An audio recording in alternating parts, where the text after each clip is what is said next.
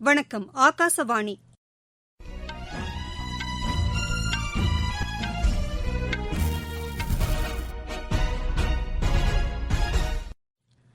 செய்திகள் வாசிப்பவர் கிருஷ்ணவேணி கோபியானந்த். தலைப்புச் செய்திகள்: சுயசார்பு இந்தியா இயக்கம் என்பது உலக நலனையும் உள்ளடக்கியது என்று பிரதமர் திரு நரேந்திரமோடி கூறியுள்ளார். விவசாயிகளின் வருவாயை 2 மடங்காக அதிகரிப்பதற்காக மத்திய அரசு பல்வேறு திட்டங்களை செயல்படுத்தி வருவதாக குடியரசு துணைத் தலைவர் திரு வெங்கையா நாயுடு தெரிவித்துள்ளார். அறிவியல் மற்றும் தொழில்நுட்ப கல்வி நிறுவனங்களில் மகளிருக்கான இடங்கள் அதிகரிக்கப்பட வேண்டியதன் அவசியத்தை தெலங்கானா ஆளுநர் டாக்டர் தமிழிசை சவுந்தரராஜன் வலியுறுத்தியுள்ளார். கொரோனா வைரஸின் மரபணு மாற்றம் குறித்து பொதுமக்கள் அச்சம் கொள்ள தேவையில்லை என்று விஞ்ஞானிகள் கேட்டுக் கொண்டுள்ளனர். தமிழக முன்னாள் முதலமைச்சர் எம்.ஜி. ராமச்சந்திரன் மற்றும் தந்தை பெரியாரின் நினைவு தினம் இன்று அனுசரிக்கப்படுகிறது. இனி விரிவான செய்திகள். சுயசார்பு இந்தியா இயக்கம் என்பது உலக நலனையும் உள்ளடக்கியது என்று பிரதமர் திரு நரேந்திரமோடி கூறியுள்ளார். மேற்குவங்க மாநிலத்தில் உள்ள விஸ்வபாரதி பல்கலைக்கழகத்தின் நூற்றாண்டு விழாவில் காணொலி காட்சி வாயிலாக அவர் உரையாற்றினார். நம் நாட்டின் வளர்ச்சிப் பாதைக்கான இந்த இயக்கம் உலகிற்கு உதவிகரமாக இருக்கும் என்று பிரதமர் கூறினார். இந்த பல்கலைக்கழகத்தை நிறுவிய குருதேவ் ரவீந்திரநாத் தாகூரின் நோக்கத்தை நிறைவேற்றும் வகையில் சுயசார்பு இந்தியா இயக்கம் இருக்கிறது என்றும் அவர் தெரிவித்தார். இந்தியாவின் நன்மைகளை உலகம் எடுத்துக் கொள்ள வேண்டும் என்பதை ரவீந்திரநாத் தாகூர் நோக்கமாக கொண்டிருந்ததையும் பிரதமர் சுட்டிக்காட்டினார். இதன் அடிப்படையிலேயே இந்த பல்கலைக்கழகத்தின் பெயர் இருப்பதாகவும் திரு நரேந்திரமோடி குறிப்பிட்டார். விவசாயிகளின் பிரச்சினைகளுக்கு பேச்சுக்கள் மூலம் மட்டுமே தீர்வு காண முடியும் என்று குடியரசு துணைத் தலைவர் திரு வெங்கையா நாயுடு கூறியுள்ளார். ஹைதராபாத்தில் உள்ள அவரது இல்லத்தில் விவசாயிகளுடன் நேற்று கலந்துரையாடினார். விவசாயிகளுடன் பேச்சுக்கள் நடத்த மத்திய அரசு தயாராக இருப்பதையும் அவர் சுட்டிக்காட்டினார். விவசாயிகளின் வருவாயை 2 மடங்காக அதிகரிப்பதற்கு பல்வேறு திட்டங்களை மத்திய அரசு செயல்படுத்தி வருவதாகவும் அவர் தெரிவித்தார். இயற்கை விவசாயத்திற்கு ஊக்கமளிக்கப்பட வேண்டியதன் அவசியத்தையும் அவர் வலியுறுத்தினார். ஊட்டச்சத்து அளிக்கக்கூடிய பயறு வகைகளை கூடுதலாக பயிர் செய்ய வேண்டுமென்றும் அவர் கேட்டுக் கொண்டார். கோவிட்-19 காலத்திலும் விவசாயிகள் சுயநலமின்றி பணியாற்றியதன் காரணமாக சாதனை அளவாக உணவு தானியங்கள் உற்பத்தி செய்யப்பட்டதாகவும் அவர் தெரிவித்தார். இதற்காக விவசாயிகளுக்கு பாராட்டுக்களை தெரிவித்துக் கொள்வதாகவும் திரு வெங்கையா நாயுடு கூறினார். விவசாயிகளுக்கான வருவாய் ஆதரவு திட்டத்தின் கீழ் அடுத்த கட்ட தொகையை பிரதமர் திரு நரேந்திரமோடி விவசாயிகளின் வங்கிக் கணக்குகளுக்கு நேரடியாக செலுத்தும் நிகழ்ச்சி நாளை நடைபெறவுள்ளது. 9 கோடி விவசாய குடும்பங்களின் வங்கிக் கணக்குகளுக்கு 18,000 கோடி ரூபாய் செலுத்தப்பட உள்ளதாக மத்திய அரசின் செய்திக்குறிப்பு தெரிவிக்கிறது. இந்த நிகழ்ச்சியில் 6 மாநிலங்களைச் சேர்ந்த விவசாயிகளுடனும் திரு நரேந்திரமோடி கலந்துரையாடுகிறார். மத்திய வேளாண் துறை அமைச்சர் திரு நரேந்திரசிங் தோமரும் இதில் பங்கேற்கிறார். விவசாயிகளுக்கான வருவாய் ஆதரவு திட்டத்தின் கீழ் சிறு குறு விவசாயிகளுக்கு வருடத்திற்கு 6,000 ரூபாய் அவர்களின் வங்கிக் கணக்கில் 3 தவணையாக செலுத்தப்படுகிறது. உத்தரப்பிரதேசத்தைச் சேர்ந்த விவசாய அமைப்பு ஒன்று மத்திய அரசின் வேளாண் சட்டங்களுக்கு ஆதரவு தெரிவித்துள்ளது. இன்று புதுதில்லியில் வேளாண் துறை அமைச்சர் திரு நரேந்திரசிங் தோமரை சந்தித்து இந்த அமைப்பு ஆதரவை தெரிவிக்க உள்ளதாக எமது செய்தியாளர் தெரிவிக்கிறார். நாடு முழுவதும் நெல் கொள்முதல் நடவடிக்கைகள் மூலம் இதுவரை 51,90,000க்கும் கூடுதலான விவசாயிகள் பயனடைந்திருப்பதாக மத்திய அரசு கூறியுள்ளது. இது கடந்த ஆண்டை விட 23.16% கூடுதலாகும் என்று மத்திய அரசின் செய்திக்குறிப்பு தெரிவிக்கிறது. 81,399 கோடி ரூபாய் மதிப்பிலான நெல் கொள்முதல் செய்யப்பட்டிருப்பதாக அந்த செய்திக்குறிப்பில் குறிப்பிடப்பட்டுள்ளது. மத்திய நிதியமைச்சர் திருமதி நிர்மலா சீதாராமன் மேற்கொண்ட பட்ஜெட்டுக்கு முந்தைய ஆலோசனைக் கூட்டங்களில் 170க்கும் மேற்பட்டோர் பங்கேற்றுள்ளனர். கடந்த 14ஆம் தேதி முதல் காணொலி காட்சி வாயிலாக இது தொடர்பாக அமைச்சர் ஆலோசனை மேற்கொண்டதாகவும் இது நேற்று நிறைவடைந்ததாகவும் நிதி அமைச்சகத்தின் செய்திக்குறிப்பு தெரிவிக்கிறது. நிதி, முதலீடு, சுகாதாரம், கல்வி, ஊரக மேம்பாடு, குடிநீர் விநியோகம், தொழிலாளர் நலன், வர்த்தகம், கட்டமைப்பு உள்ளிட்ட பல்வேறு துறைகளைச் சேர்ந்த பிரதிநிதிகள் இந்த ஆலோசனையில் பங்கேற்றதாக அதில் குறிப்பிடப்பட்டுள்ளது.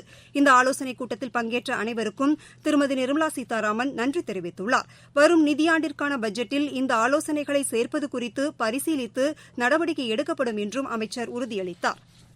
நீங்கள் கேட்டுக் கொண்டிருப்பது ஆகாசவாணியின் செய்தி அறிக்கை. கோவிட்-19ற்கு எதிரான போரில் நமக்கான 3 கவசங்கள்.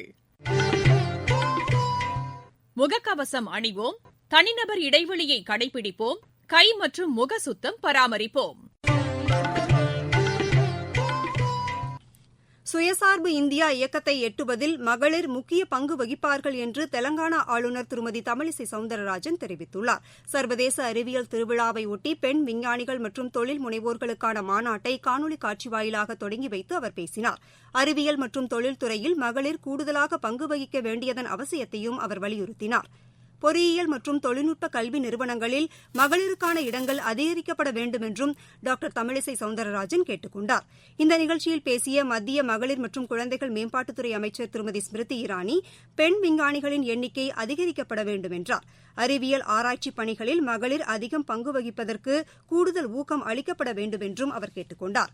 ஆயுஷ் துறை அமைச்சர் திரு ஸ்ரீபத் யசோ நாயக் இந்த நிகழ்ச்சியில் பேசுகையில் சுகாதாரமான வாழ்க்கை முறையை பின்பற்றுவதன் மூலம் சீரான உடல்நிலையை பராமரிக்க முடியும் என்று கூறினார். தமிழக முன்னாள் முதலமைச்சர் எம் ஜி ராமச்சந்திரனின் 33வது நினைவு தினம் இன்று அனுசரிக்கப்படுகிறது. இதனையொட்டி சென்னை மெரினா கடற்கரையில் உள்ள அன்னாரது நினைவிடத்தில் முதலமைச்சர் திரு எடப்பாடி பழனிசாமி, துணை முதலமைச்சர் திரு ஓ பன்னீர்செல்வம் ஆகியோர் மலர் வளையம் வைத்து மரியாதை செலுத்தினர்.